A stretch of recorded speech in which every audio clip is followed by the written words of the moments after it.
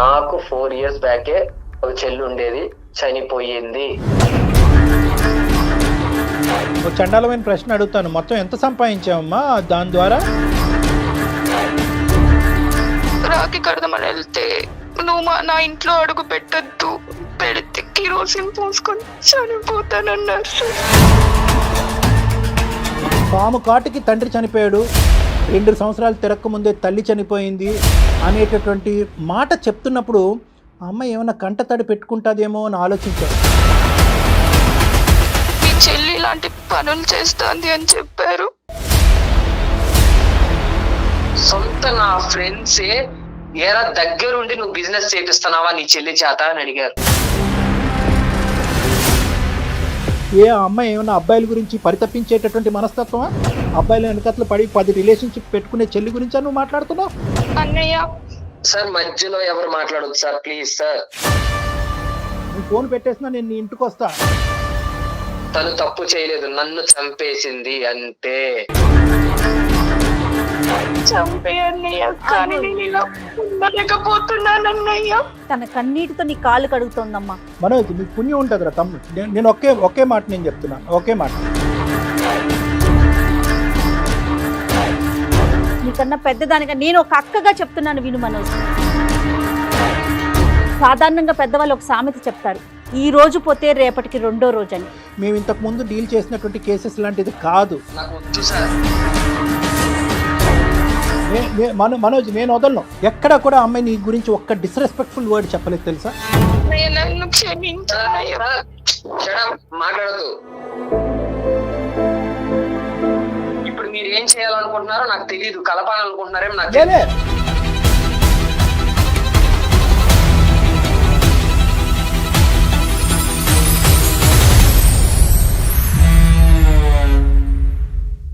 సంవత్సరాల తరబడి ఎన్ని మందులు వాడినా మీ మోకాల నొప్పులు తగ్గట్లేదా? ప్రాణ పెయిన్ క్లినిక్ లో అత్యాధునిక చికిత్స. ఏవిస్ హాస్పిటల్ సమర్పించు అందమైన జీవితం కార్యక్రమానికి స్వాగతం. నమస్తే కళ్యాణ్ గారు. నమస్తే అండి. అన్నా చెల్లెళ్ళ ఇష్యూ అండి. చెల్లి మనల్ని కాంటాక్ట్ చేసింది. ఒక 4 ఏళ్ల నుంచి వాళ్ళ అన్నయ్య తనతో మాట్లాడట్లా, కనీసం ఫోన్లో కూడా తను అంటే తిని ఈ అమ్మాయి నెంబర్ చూడగానే కట్ చేస్తున్నాడట. ఆ అమ్మాయి చాలా బాధపడుతోందండి. ఒక్కసారి మీరు మాట్లాడండి మేడం, కళ్యాణ్ గారితో మాట్లాడించండి, అన్నయ్య మనసు ఏమన్నా మారుతుందేమో అన్నట్టుగా తను మనకి మెయిల్ చేసింది. అమ్మాయి పేరు శ్వేత.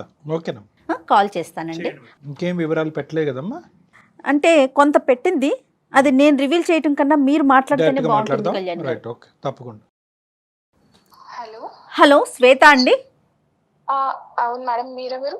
నేను జయానండి, అందమైన జీవితం ప్రోగ్రామ్ నుంచి కాల్ చేస్తా ఉన్నాను, సుమన్ టీవీ. నమస్తే మేడం. నమస్తే శ్వేత, బాగున్నావమ్మా? బాగున్నాను మేడం.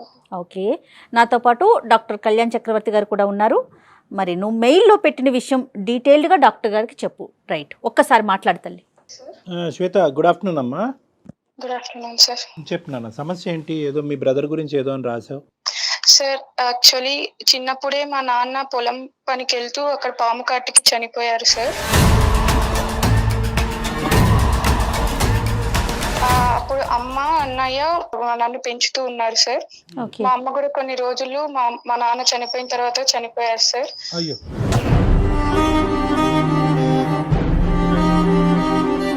మా తల్లిదండ్రులు ఇద్దరు చనిపోయిన తర్వాత మా అన్నయ్య ఎంతో కష్టపడి తన చదువుని కూడా త్యాగం చేసి నా కోసం ఎంతో కష్టపడుతూ నన్ను చదివించారు సార్. ఓకే అమ్మా. అన్నయ్య బాధ్యత. నీ వయసు ఎంత అమ్మా? అన్నయ్యకి నీకు సుమారుగా ఏ వయసు? తల్లిదండ్రులు తల్లి అమ్మ కూడా చనిపోయినప్పటికీ ఆ టైం? మా అన్నయ్యకి అప్పుడు 16 సంవత్సరాలు సార్. నీకు నాన్న? నాకు 8 సంవత్సరాలు సార్.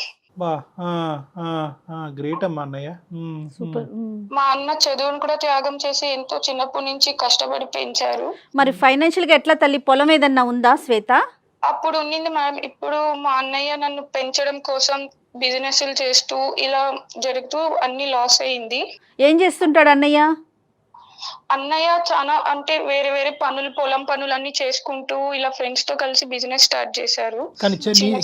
కానీ నీ చదువు గురించి తను చదువు వదిలేసాడమ్మా? అవును సార్.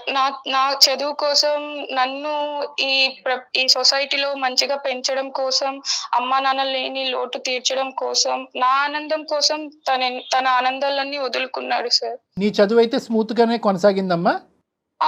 ఇంటర్ అయిపోయి బీటెక్ సెకండ్ ఇయర్ వరకు మంచిగానే చదువుతూ వచ్చాను సార్. Okay, BTech. ఆ ఫీజులన్నీ కూడా, కాలేజ్ ఫీజులన్నీ కూడా అన్నయ్యే? మ్యామ్ ఇప్పుడు నేను మా అన్నయ్యకి చాలా దూరంగా వచ్చి బతుకుతున్నాను మ్యామ్. అంటే ఎట్లా? అర్థం కాలేదు తల్లి. చదువు అయిపోయిందా నీది? ఇప్పుడు చదువు అయిపోయి నేను మంచిగా జాబ్ చేస్తున్నాను. ఓకే. దీనికన్నా ముందు జరిగిన కొన్ని సంఘటన వల్ల నేను మా అన్నయ్యకి చాలా దూరం అయ్యాను. ఏమైందమ్మా? అంత ప్రేమగా చూసిన అన్నయ్యకి నీకు మధ్యలో అంటే ఏం జరిగింది? మా అన్నయ్యకి అప్పులు పాలవ్వడం వల్ల నేను మా అన్నయ్యకి చాలా హెల్ప్ చేయాలని ఎన్నో జాబ్స్ వెతుక్కున్నాను. ఓకే. ఓకే. అంటే చదువుకుంటూ జాబ్స్ చేయాలనుకున్నావమ్మా? అవును సార్, చదువుకుంటూ జాబ్స్ చేయాలనుకున్నాను. తప్పులేదు. అవన్నీ కుదరని పరిస్థితిలో నేను ఒక తప్పుడు మార్గం ఎంచుకున్నాను. అంటే ఏంటమ్మా? అది కాల్ గర్ల్ గా నేను పని చేయాలనుకున్నాను సార్.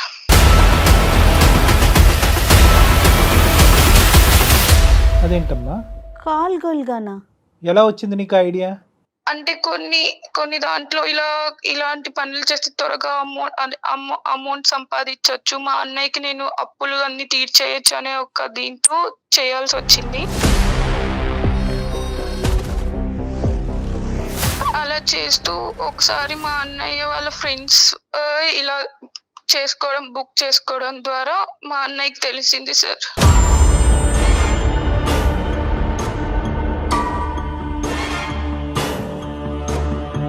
ఏంటమ్మా, మీ అన్నయ్య వాళ్ళ ఫ్రెండ్స్ నిన్ను బుక్ చేసుకున్నారా? అంటే ఏంటి, నువ్వు అంటే ఏమైనా వెబ్సైట్ లాంటిదా అది? ఏంటది? లేదు సార్, ఇలా మాకు కొంతమంది మా నెంబర్స్ ఇస్తారనమాట, ఇలా కావాలి అనుకున్న వాళ్ళకి. అలా జరిగింది. అప్పుడు మా అన్నయ్య ఫ్రెండ్స్ చూసి ఇలా మీ చెల్లి ఇలాంటి పనులు చేస్తుంది అని చెప్పారు. ఏం మాట్లాడమంటావు తల్లి? తప్పు లేదమ్మా. మరి ఆయన బాధపడటంలో తప్పేమన్నా ఉందా? నిజంగా బిజినెస్ పరంగా లాసెస్ వచ్చి ఫైనాన్షియల్లో ఊబిలో కురిగిపోయినా అతను నిన్ను కాపాడుతున్నాడు, నీ చదువును కాపాడుతున్నాడు, నీ వ్యక్తిత్వాన్ని కాపాడుతున్నాడు, నీ భవిష్యత్తును కాపాడుతున్నాడు. నిజంగా మా అన్నయ్య అంత కష్టపడుతుంటే చూడలేక అప్పులు అనేది లేకుండా ప్రశాంతంగా బతకాలని అలా తప్పుడు మార్గం ఎంచుకున్నాను. డబ్బు లేకపోయినా కూడా ఏదన్నా అడుగు తిన్న బతుకుతాడు, నిన్ను కాపాడుకుంటూ చూసుకుంటాడేమో. కానీ నేను చిన్నప్పటి నుంచి తల్లి లేని తండ్రి లేనట్లు లోటు తీరుస్తున్న నా చెల్లిని ఈ స్థాయి వరకు తీసుకొచ్చి ఆఖరికి నా చెల్లెల ద్వారా వ్యాపారం జరుగుతుందా అనేటటువంటి మాటని ఏ అన్నయ్య జీర్ణించుకుంటాడమ్మా? నువ్వే చెప్తున్నావు తప్పుడు మార్గం అని. తెలిసి అంటే నువ్వు అంటే మీ కాలేజీలో ఆ మార్గంలో వెళ్ళిన వేరే అమ్మాయిలు ఉన్నారా? అలా ఏం లేదు సార్, నేనే ఇలా చేస్తే త్వరగా ఎలా వస్తుందమ్మా ఆ ఐడియా? ఎలా వస్తుంది అంటే ఎక్కడన్నా విన్నావా నువ్వు? ఎవరన్నా ఫ్రెండ్స్ నిన్ను ప్రోత్సహించారా? ఒక చండాలమైన ప్రశ్న అడుగుతాను, మొత్తం ఎంత సంపాదించావమ్మా దాని ద్వారా? సరే, ఇంకా నేను అది అడగను, నా ప్రశ్న నేను విరమించుకుంటాను. సో మీ ఫ్రెండ్స్కి తెలిసిన తర్వాత ఏం జరిగిందమ్మా? ఇలా వాళ్ళు మా అన్నయ్యకి ఫోన్ చేసి చెప్పారు సార్, మీ చెల్లెంటి ఇలాంటి పనులు చేస్తాంది, అసలు నువ్వెలా మీ చెల్లికి ఇలాంటి పనులు చేయడానికి ఆలోచిస్తున్నావు అని. అంటే నిన్ను చూసారమ్మా? నువ్వు వెళ్ళావా డైరెక్ట్గా వాళ్ళ రూమ్కి కానీ వాళ్ళ ప్లేస్కి కానీ వెళ్ళావా? అంటే వాళ్ళు ఫోన్ చేసినప్పుడు కొన్ని ఫొటోస్ పంపిస్తాం కదా సార్, అప్పుడు చూసి ఇలా జరిగింది. అప్పుడు నేనా కాదా అనుకొని వాళ్ళు కన్ఫర్మ్ చేసుకోవడానికి నేను ఉన్న ప్లేస్కి వచ్చున్నారు.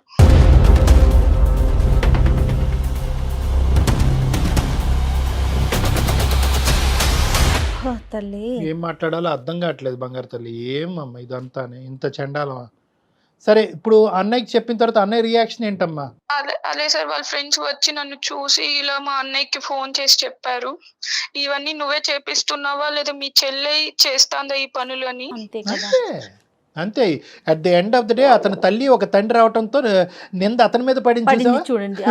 అతని తల్లి తండ్రి మీ అన్నయ్య నింద చూసావా? అరే నువ్వు ఫైనాన్షియల్ ఊబిలో కూరుకుపోవటం వల్ల నువ్వు ఇటువంటి వ్యాపారం నడిపిస్తున్నావు అని అడిగారు. చూసావా?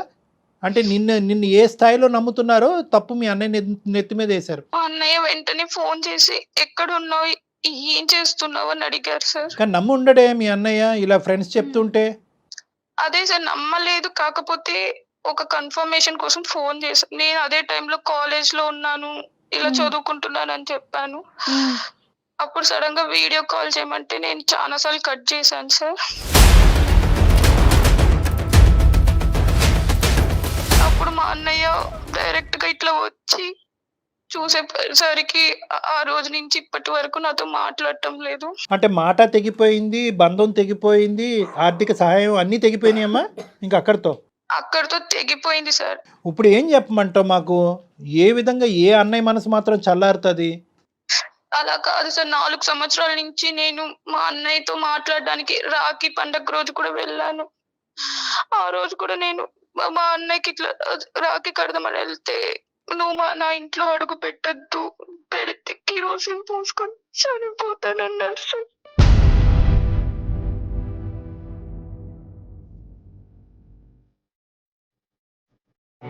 పెళ్ళయిందమ్మా అన్నయ్యకి? ఇంకా అవ్వలేదు సార్, తెలియని వయసులో చేశాను సార్. No, no. కానీ ఇప్పుడు మా అది అన్నయ్య అమ్మా, అది తెలియని వయసు కాదమ్మా. నువ్వు అదే బీటెక్ చేయాలని తెలిసింది కదా నీకు. తెలియని వయసులో నువ్వు చేసినా ఏ పని చేయకూడదో ఆ పని చేసావు కదా తల్లి. దాన్ని అలా సమర్థించుకోకు. ఓకే, నువ్వు చేసింది తప్పు, దాన్ని ఒప్పుకో అంతే తప్ప నేను తెలియని వయసులో అంతే కదా. వయసు మీద ఏకమ్మ నింద. ఎందుకంటే నువ్వు బీటెక్ చదువుకుంటున్నావు, పెద్ద పెద్ద టెక్స్ట్ బుక్లు చదువుతున్నావు, ఎన్నో పరీక్షలు రాస్తున్నావు. పోనీ ఏదో అది సాంప్రదాయంగా ఆ కాలేజ్ మొత్తం అంతా ఇదే పనిలో ఉన్నారంటే మేము అనుకోవచ్చు. కాదంట, నువ్వు ఒక్కదానివే నీకేదో సడన్గా ఒక ఐడియా వచ్చిందంట, ఈజీ మనీ కాస్ట్లీ మనీ అని అనుకున్నావు, దిగేవు. పోనీ ఒక్కసారి దిగిన తర్వాత తప్పు తెలుసుకుని చంపలేసుకుని ఈ చండాలోని డబ్బులు నాకు వద్దు అని అనుకుంటే సరిపోయి ఉండేది. మీ అన్నయ్య ఫ్రెండ్స్కి దొరక్కపోతే ఇప్పటికీ కూడా నువ్వు ఇదే వ్యాపారంలో ఉండేదానివేమోగా. తప్పుగా అనుకోద్దమ్మా నా మాటని. అలా కాదు సార్, మనీ వస్తే నేను మా అన్నయ్యకి హెల్ప్ గా నీ ఉంటాను. మనీ చల్లంగా ఉండే మనీ కోసం ఏం చేస్తారే తల్లి, ఎలాంటి పనులు చేస్తారు? అమ్మ, నువ్వు డబ్బులు తీసుకెళ్ళి మీ అన్నయ్యని బిజినెస్ అనేటటువంటి ఒత్తిడిలోంచి బయట వేస్తావు, కానీ ఎక్కడి నుంచే డబ్బులు వచ్చినాయి అని చెప్పే ధైర్యం ఉందా నీకు? చెప్పగలుగుండేదానివా అప్పుడు అన్నయ్య ఈ పద్ధతుల ద్వారా నాకు ఈ డబ్బులు సంపాదించిందని? లేదు సార్, అంత ధైర్యం లేదు సార్. సరే, ఇప్పుడు మాకు చేయటానికి ఏంటమ్మా? అన్ని ప్రయత్నాలు జరిగినాయి, మీ అన్నయ్య చల్లబడట్లేదు, నాకు మళ్ళీ మా అన్నయ్యతో బాండింగ్ కావాలి అని నువ్వు మమ్మల్ని కోరుకుంటున్నావు. దానికి మేము మీ అన్నయ్యని సంప్రదించాలా? అవును సార్, ఒక్కసారి మా అన్నయ్యకి మీరు కాల్ చేసి మాట్లాడండి సార్ ప్లీజ్. అతను మాట్లాడకపోవచ్చు. ఏం కళ్యాణి గారు, ఆవిడ ఫోన్ ఎత్తదా? నువ్వు చేస్తావా తల్లి? ఫోన్ చేస్తావా? శ్వేత, నా నెంబర్ తెలిస్తే అసలు మాట కట్ చేసేస్తారు మేడం. ఒక్కసారి నేను మీకు నెంబర్ పెట్టాను కదా మ్యామ్, దాంట్లో నుంచి మీరే ట్రై చేయండి ప్లీజ్ మ్యామ్. సరేనా, ట్రై చేస్తారు. కానీ కళ్యాణ్ గారు చెప్పండి, అంటే తను పాజిటివ్ గా తీసుకోవచ్చు, తీసుకోకపోవచ్చు. ఇప్పుడు ఏంటంటే 2 things అమ్మా. ఒకటి, అతను యాక్సెప్ట్ చేసి అన్ని అర్థం చేసుకుని దయదలిచి క్షమించి ముందుకు వస్తే అది ఒక ఎత్తు. నువ్వు అన్న కోరిక ఫలిస్తుంది, అందమైన జీవితం ద్వారా మీ అందరం చాలా హ్యాపీగా ఉంటాం. ఒకప్పుడు ఫలించకపోతే కనుక ఇప్పుడున్న పరిస్థితే కంటిన్యూ అవుతుంది. దానికి మించిన నష్టం అంటూ ఏమీ జరగదు. అంటే అతని పని అతను చూసుకుంటాడు, నీ పని నువ్వు చేసుకోవాలి. అర్థమైందమ్మా? అలా కాదు సార్, మీరే ఎలా అయినా మాట్లాడించారు. మా అన్నయ్య లేకపోతే నేను బ్రతుకున్న శవం లాగా sir. Oh no no no no, అది కాదులే అమ్మా. బేసికలీ ఏంటంటే ఒక్కొక్క వ్యక్తికి ఒక్కొక్క కష్టం ఉంటుందమ్మా, ఒక్కొక్క ఆలోచన శైలి ఉంటుంది. దాన్ని బలవంతంగా మనం ఉంచేసి అనేటటువంటి చేయకూడదు. ఇంకా నుంచి నా లైఫ్ లో ఎటువంటి మంచి శుభకార్యాలు జరగాలన్నా మా అన్న చేతుల మీద జరగాలి సార్. రైట్, అదే అర్థమైంది అమ్మ. ఒక ఆడపిల్లకి అది మినిమం కోరిక. తల్లిదండ్రులు లేనప్పుడు అన్నయ్య ముందుకు రావాలి. ఆ అన్నయ్య మనసు కాస్త ఈ విధంగా గాయపడింది. చూద్దాం అమ్మ, మనం ఏ విధంగా దాన్ని రెక్టిఫై చేయగలమో చూద్దాము. ఒక ప్రయత్నం అయితే చేద్దాం.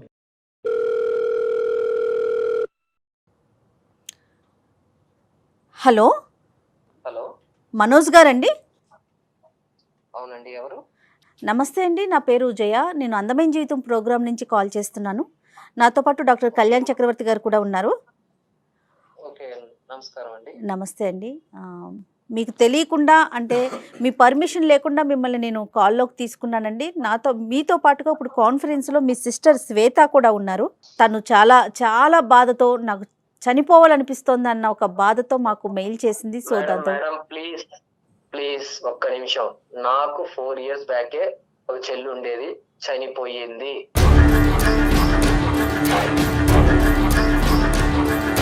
మనోజ్ గారు, మీ బాధను మేము అర్థం చేసుకుంటామండి, ఖచ్చితంగా అర్థమవుతుంది. మనోజ్, సార్ నమస్కారం సార్. నమస్తే మనోజ్. ఇక్కడ 2 things నాన్న.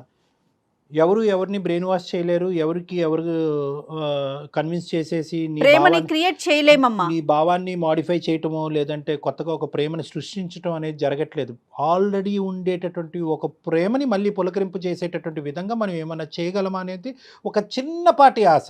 అది కూడా ఇందాకే నేను అమ్మాయితో చెప్పా, ఎవరు నా శ్వేతతో చెప్పాను, వీ కాంట్ ప్రామిస్, మేము ప్రామిస్ చేయలేము. అందమైన జీవితం చాలామంది జీవితాలని కాపాడింది, కానీ ఈ ఇష్యూలో మాత్రం నువ్వు చేసినటువంటి తప్పిదం ఏదైతే ఉందో ఆ తప్పిదం అనేటటువంటిది తిరిగి రాయలేనటువంటి తప్పిదం. అందులో ఒక తల్లిదండ్రులు బాధ్యత తీసుకునే పెద్దరికం వహించి, ఏది 16 సంవత్సరాలప్పుడు ఒక తల్లి తండ్రి యొక్క పాత్ర పోషించినటువంటి ఒక గొప్ప వ్యక్తి మనసు ఏ స్థాయిలో గాయపడి ఉంటుందని మేము అర్థం చేసుకోగలమమ్మా. ఇది అవుతే అవ్వచ్చు, చిన్న గోరంత ఆశ అంతే. ఒక ప్రయత్నం అయితే చేస్తామన్నా, ఇది ప్రయత్నం మాత్రమే, అల్టిమేట్గా డెసిషన్ ఈజ్ యువర్స్. ఒక 2 నిమిషాలు నేను మాట్లాడతానన్నా. సార్ మీరంటే రెస్పెక్ట్ ఉంది కాబట్టి నేను ఈ విషయం మీద మీరు మాట్లాడుతున్నా నేను సైలెంట్ గా ఉన్నాను, ఇన్సైట్ విన్నాను సార్. అన్నయ్య సార్ ప్లీజ్ సార్ మనోజ్ మాట్లాడు సార్ మధ్యలో ఎవరు మాట్లాడదు సార్, ప్లీజ్ సార్. నన్ను క్షమించు ప్లీజ్ సార్, మాట్లాడదు సార్, ప్లీజ్ శ్వేత, సార్ మాట్లాడదు. శ్వేత, నాకు నీ ఇమోషన్ అర్థమవుతుందమ్మా. మాట్లాడద్దు శ్వేత, చాలా రోజులు అయింది నువ్వు అన్నయ్యతో మాట్లాడి, అన్నయ్యతో పలకరించి కూడా చాలా రోజులు అవుతుంది నాకు తెలుసు, కానీ అతను మనసులో ఉండేటటువంటి వేదన ఒక్కసారి బయటకు రానివి, తర్వాత నువ్వు ఎప్పుడు మాట్లాడాలన్నది నేను చెప్తాను. చెప్పు మనోజ్, ఏమని చెప్పాలనుకుంటున్నారు? సార్ వద్దు సార్, నాకు అసలు ఎవరు లేరు సార్, అంతే. నాకు ఎవరు లేరు. నాకు చెల్లి అనేది 4 years బ్యాకే చనిపోయింది.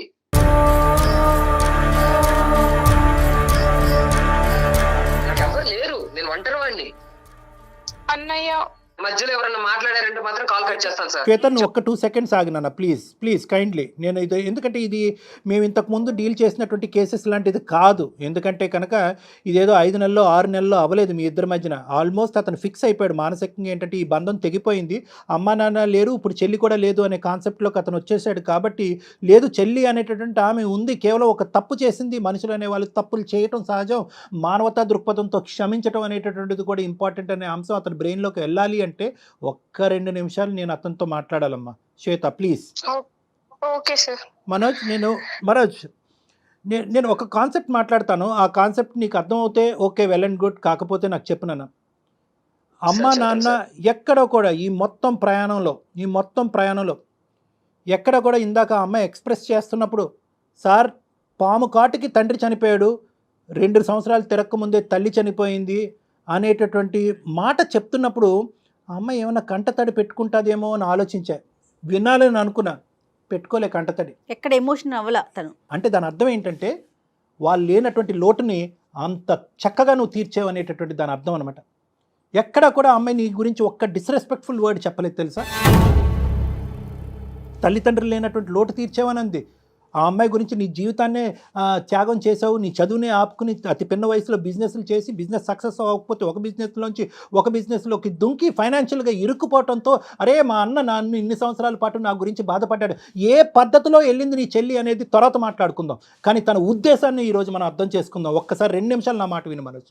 ఉద్దేశం ఒక్కటే చూద్దాం, కాన్సెప్ట్. ఇందాక నుంచి కాన్సెప్ట్ అంటున్నాను కదా, కాన్సెప్ట్ ఏంటంటే ఉద్దేశం. అరే ఇన్ని రోజులు బట్టి అన్ని త్యాగం చేసి కష్టపడేటటువంటి నా అన్నయ్యకి నేను ఏమీ చేయలేనా? అప్పుల భారాన్ని కూరుకుపోయి నేను చనిపోవాలి, నేను ఉరి తీసుకుని చచ్చిపోవాలి, బతకలేను అనేటటువంటి అన్నయ్యకి ఒక జీవనాధారం పోయాలి అనేటటువంటి ఒక పెద్ద ఉద్దేశంతో ఒక చెల్లి చేసినటువంటి తప్పులు చేస్తావు నాన్న, నేను చేస్తాను తప్పులు, నువ్వు చేస్తావు తప్పులు, ఈ అమ్మాయి చేస్తుంది తప్పు, ఆ తప్పు చేసి రియలైజ్ అయిందా లేదా? తను తప్పు చేయలేదు, నన్ను చంపేసింది అంతే.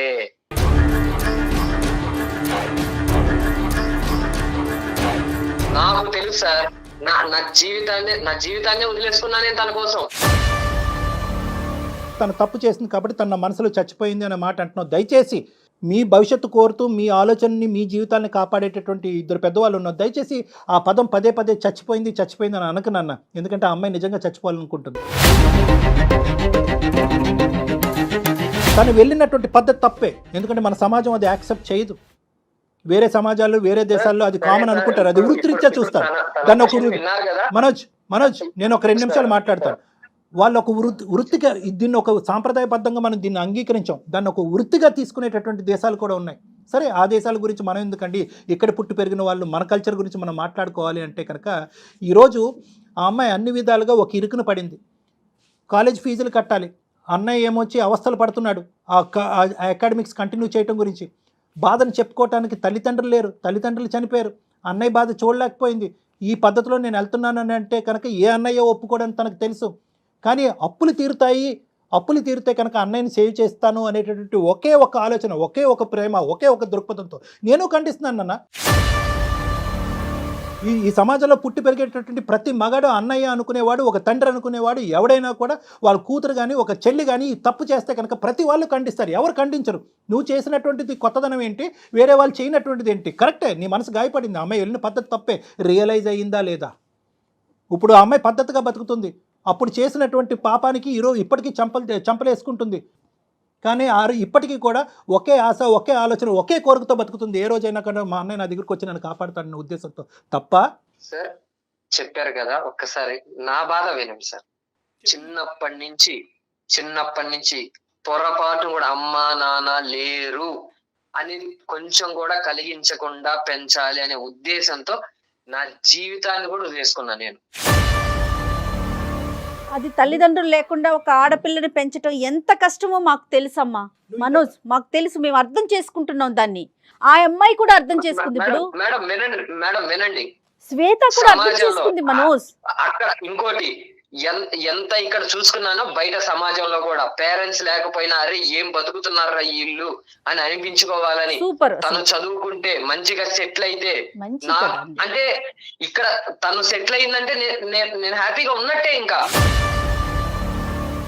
అలాంటిది సొంత నా ఫ్రెండ్సే ఏరా దగ్గరుండి నువ్వు బిజినెస్ చేపిస్తున్నావా నీ చెల్లి చేత అని అడిగారు.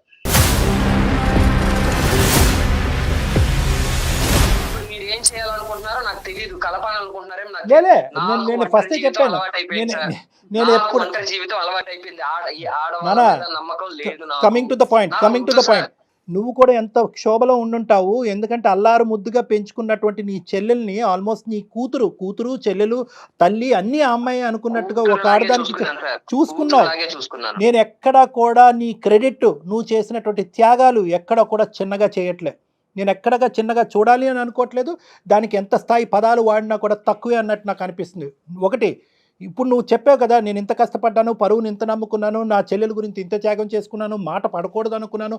ఏ మాట అయితే పడకూడదు అనుకున్నాను అదే నా ప్రాణ స్నేహితుల దగ్గర నుంచి నీ చెల్లి ద్వారా వ్యాపారం చేయిస్తున్నావురా అనే మాట వినవలసి వచ్చింది సార్. ఆ రోజే నేను చచ్చిపోయానని అన్నావు కదా. ఈ డిస్క్రిప్షను ఆ అమ్మాయి కూడా నీకంటే బాగా చెప్పింది. అంటే ఏంటంటే ఎక్కడా కూడా ఆ అమ్మాయి కానీ, ఈ సమాజం కానీ, మీ బంధువులు కానీ ఎవరు కూడా నువ్వు చేసినటువంటి త్యాగాన్ని తక్కువ చేసి చూడట్లేదు. కానీ అన్ని త్యాగాల కంటే పెద్ద త్యాగం ఏదైనా ఉందంటే కనుక అది క్షమాగుణం. Please correct, try and understand this. 100% Kalyan గారు, ఇప్పుడు వరకు నువ్వు చేసింది ఒకెత్తు, ఇప్పుడు చేయబోయేది ఒకెత్తు. నీ మనస్సాక్షిమే చెయ్యేసి చెప్పు. దినదిన గండం నూరేళ్ళ ఆయుష్లా బతకలేదా ఈ 4 సంవత్సరాల పాటు? నీ చెల్లిని దూరం చేసుకుని ఎక్కడుందో, ఏం చేస్తుందో, ఎలా ఉందో అనే బాధతో బతకలేదా నువ్వు? మీ తల్లిదండ్రులు గుర్తు రాలేదా నీకు? తప్పు చేసి రియలైజ్ అయిందా లేదా? తప్పు చేయటం వెనకతలో ఉన్న ఉద్దేశం ఏంటి అంటే నేను అది సమర్థిస్తున్నట్టు కాదు, ఆ అమ్మాయి చేసిన తప్పే. చెయ్యకూడదు తప్పు చేసిన తర్వాత మనం వెనక కోట్లు వేసినా గానీ, కష్టపడి చేసినా గానీ ఆ కష్టాన్ని గుర్తించారు సార్. ఇది అలాగే వచ్చిందని అంటారు. సమాజం కోసం తన ఆలోచన అంతా సమాజం కోసం, పరువు పోయిందనే ఆలోచిస్తున్నాడు. నా కోసం మీరు ఇంత ప్రయత్నిస్తున్నారు, నేను కాదన్న సార్. కాకపోతే నాకు వద్దు సార్. నేను వదలను మనోజ్, నేను వదలను. ఫ్రెండ్స్ లో చూపించుకోలేక ప్లేస్ లో నేను అక్కడ ఉండట్లేదు సార్. నేను ఫోన్ పెట్టేసినా నేను నీ ఇంటికి వస్తా. ఎందుకు అంటే కనుక ఇక్కడ సమన్వయం ఏదన్నా ఒక చక్కటి న్యాయం, దైవ న్యాయం ఏదన్నా, దేవుడు కూడా కావాలనుకునేటువంటి న్యాయం ఏదన్నా ఉందంటే కనుక మీ అన్న చెల్లెలు బంధం ఉండాలి. ఎందుకంటే ఈ ప్రపంచంలో నీకే అమ్మాయి తప్ప ఎవరు లేరు, ఆ అమ్మాయికి నువ్వు తప్ప ఎవరు లేరు. మిమ్మల్ని ఇద్దరిని కలపకపోతే కనుక మా ప్రోగ్రామ్ వేస్ట్. నిజంగా నేను చెప్తున్నాను ఈ రోజు ఈ మాట. మీరు వస్తానంటున్నారు, హ్యాపీగా రిసీవ్ చేసుకుంటా.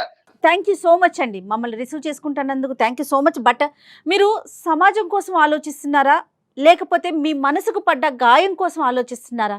సమాజం ఎలా తీసుకుంటుందో, ఈ డబ్బు సంపాదన అంతా కూడా అలానే వచ్చింది అని ఆలోచిస్తున్నారా? అనుకుంటుందని ఇప్పుడైతే మెంటల్ గా నాకు ఎవరు లేరు, నేను ఒంటరి వాడిని అని ఫిక్స్ అయిపోయాను మేడం. సరే. నాకు వద్దు మేడం ఇప్పుడు ఈ టైంలో మళ్ళీ తమ్ముడు relation నా life మాట తెచ్చి వినరా బాబు, తమ్ముడు నేను నీకు బాధపడలేను అరే మేడం. మనోజ్ నీకు పుణ్యం ఉంటుందిరా తమ్ముడు. నేను ఒకే మాట నేను చెప్తున్నాను, ఒకే మాట. ఒక 2 నిమిషాలు ఇప్పుడు వరకు మాట్లాడనివ్వద్దు అనేటటువంటి మీ చెల్లిని మాట్లాడి అట్లీస్ట్ తన మనోవేదన ఇప్పుడు వచ్చి ఎవరికి చెప్పుకునే సబ్జెక్ట్ కాదు ఇది. Please sir. నో నువ్వు అలా అనకూడదు. నీ చెల్లెలు ఇప్పుడు వరకు తను తప్పును తెలుసుకుంది, ప్రతిరోజు బాధపడుతూనే ఉంది. ఈరోజు కష్టపడి ఒక చక్కటి ఉద్యోగం చేసుకుంటూ తన కాళ్ళ మీద తను నిలబడింది. ఆ ఆలోచన గురించి పదే ఆలోచిస్తూ ప్రతి క్షణం ఈ రోజైనా రేపైనా ఎప్పటైనా కూడా నా అన్నయ్య నా దగ్గరకు వస్తాడని ఆశతో బతికేటటువంటి అమ్మాయిని కేవలం ఒక 2 నిమిషాలు మాట్లాడిన వాళ్ళ నీలో ఒక మానవత్వం ఉందిగా. ప్లీజ్ ఆ అమ్మాయిని ఒకసారి మాట్లాడి. నీకన్నా పెద్దదానిగా నేను ఒక అక్కగా చెప్తున్నాను విను మనోజ్. సాధారణంగా పెద్దవాళ్ళు ఒక సామెత చెప్తారు, ఈ రోజు పోతే రేపటికి రెండో రోజు అని. వినే ఉంటావు నువ్వు కూడా, ఆ బాధను కూడా ఫేస్ చేసావు. రేపటి గురించి కాదు, దయచేసి దీన్ని మనసులో పెట్టుకో. నేను ఎందుకు చెప్తున్నానో ఒక్కసారి విను. తను చేసింది చాలా పెద్ద తప్పు, ఎవరూ యాక్సెప్ట్ చేయం. కానీ ఒక్కసారి నువ్వు తన బాధ ఏంటో ఒక్కసారి విను ప్లీజ్. ఇది మా పర్సనల్ రిక్వెస్ట్ అనుకో, నేను డాక్టర్ కళ్యాణ్ గారు. అంటే basically what ever the change has to be a permanent change అన్న. ఈ రోజు మేమేదో బలంతో పెడుతున్నటువంటి ఉద్దేశం కాదు. నేను చాలా ఇమోషనల్గా మాట్లాడతాను, గట్టిగా మాట్లాడతాను, మనసులో భావాన్ని స్ట్రైట్ ఫార్వర్డ్గా వ్యక్తపరుస్తాను. ఇక్కడ ఎందుకంటే నాకు క్లారిటీ ఉంది నాన్న.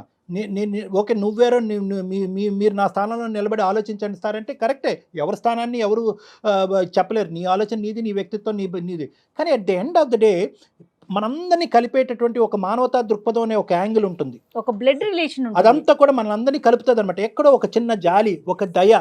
నేను చెప్పాలా మీ చెల్లి గురించి? మీ చెల్లిని నువ్వు చిన్నప్పటి నుంచి ప్రేమించినటువంటిది మీ చెల్లి యొక్క వ్యక్తిత్వం గురించి నేను చెప్పాలా? అమ్మాయి ఏమన్నా అబ్బాయిల గురించి పరితపించేటటువంటి మనస్తత్వమా? అబ్బాయిల వెనకట్లు పడి 10 రిలేషన్షిప్ పెట్టుకునే చెల్లి గురించా నువ్వు మాట్లాడుతున్నావు? కేవలం ఏంటంటే ఒక 10 రూపాయల గురించి ఆశపడి ఆ 10 రూపాయలు తన తిని తందనాలు ఆడటం గురించి కాదు, ఆ 10 రూపాయల గురించి నిన్ను ఊబిలోంచి బయటకు వేయటం గురించి ఒక పరితపించేటటువంటి ఒక మానవతా మూర్తి. అంటే ఆ మానవతా కోణం నుంచి ఒక్కసారి ఆలోచించరాను. ఇంకొకటి నేను చెప్తున్నా, నువ్వు ఇప్పటి వరకు ఇదే కోణం మీద ఎందుకు నిలబడ్డావు, ఇదే ప్లాట్ఫామ్ మీద ఎందుకు నిలబడ్డావు అంటే కనుక ఇప్పటి వరకు ఆ అమ్మాయి వాయిస్, ఆ అమ్మాయి ఇమోషను, ఆ అమ్మాయి టోను వినటానికి నువ్వు రెడీగా లేవు. అమ్మా శ్వేత, ఒక్కసారి మీ బ్రదర్తో మాట్లాడినన్నా. హలో అన్నయ్య. చెప్పు అన్నయ్య ప్లీజ్ అన్నయ్య, కాల్ కట్ చేయొద్దు అన్నయ్య.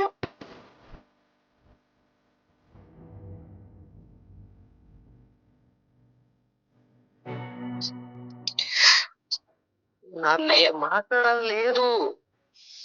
అన్నయ్య అలా అనొద్దు అన్నయ్య ప్లీజ్. అన్నయ్య నేను చేసింది చాలా పెద్ద పాపం. కష్టపడి చదువుకొని ఇప్పుడు నేను ఒక మంచి ఉద్యోగం చేస్తున్నాను. కాదు, నేను నిన్ను అంత బాగా చూసుకున్నాను, అసలు ఎలా చేయాలనిపించింది అసలు నీకు? నువ్వు కష్టపడు. కనీసం నేను గుర్తు రాలేదు ఆ టైంలో. అన్నయ్య నీకు సహాయం చేయడం కోసమే చేశాను. ఏంటి ఆ పాపిష్టి డబ్బుతోనా? ఆ పాపిష్టి డబ్బుని ఏం చేసుకోవాలి? తప్పైపోయింది అన్నయ్య, ఇప్పటికన్నా క్షమించు ప్లీజ్. తన కన్నీటితో నీ కాళ్ళు కడుగుతోందమ్మా. మనోజ్ ప్లీజ్ ఒక్కసారి ఆలోచించు. నువ్వు అసలు డాక్టర్ గారు అన్నట్లుగా మేమెవరో మీ ఇద్దరి మధ్యలో, అన్నా చెల్లెల మధ్యలో చెల్లి గురించి చెప్తానుకో, లేదా తన గురించి చెప్తాకో, మేమెవరు అమ్మా? దెబ్బ తగిలితేనే తట్టుకోలేను అండి, అలా ఊహించుకొని నీ బాధ తప్పే లేదు.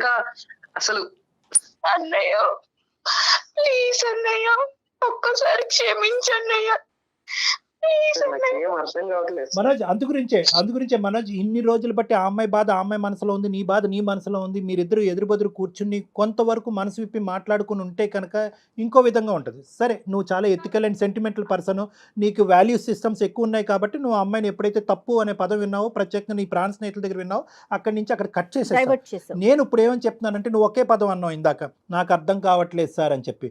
మీకు అర్థం కాలేనప్పుడే మాలాంటి వాళ్ళు. సో నేనేమంటున్నానంటే ఇద్దరు ఒక్క నిమిషం సార్, అన్నయ్య కావాలంటే నన్ను చంపే అన్నయ్య.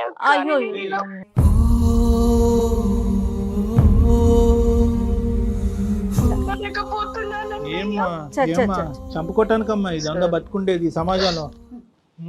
ఏమ్మా మాట్లాడుతాను, తను ఏడిస్తే నాకు ఏదో ఉంది. అదే ప్రేమ అంటే మనోజ్, ఇదే ప్రేమ. దూరం నా వల్ల కావటం లేదు.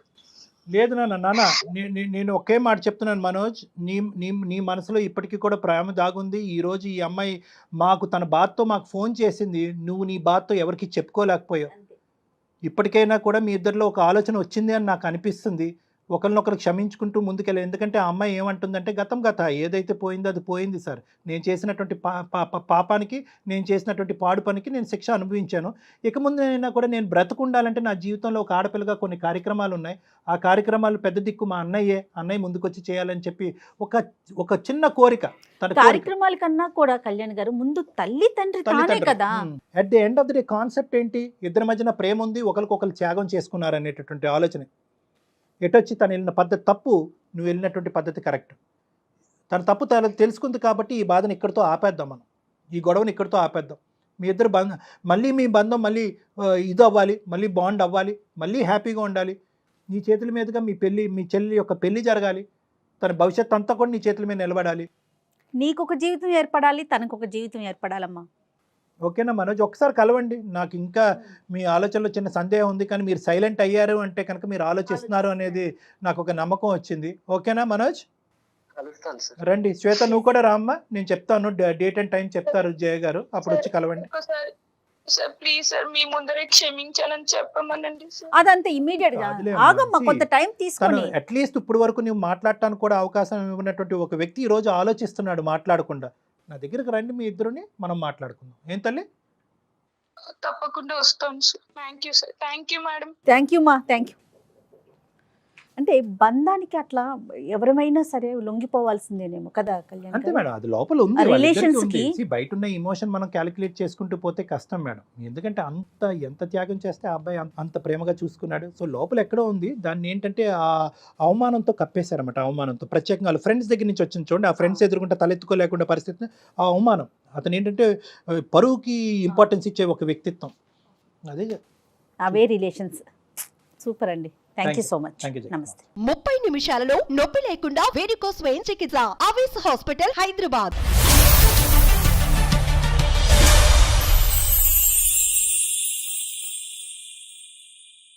సుమన్ టీవీలో మీ పర్సనల్ అండ్ బిజినెస్ ప్రమోషన్స్ కోసం కింది నెంబర్కి కాంటాక్ట్ చేయండి.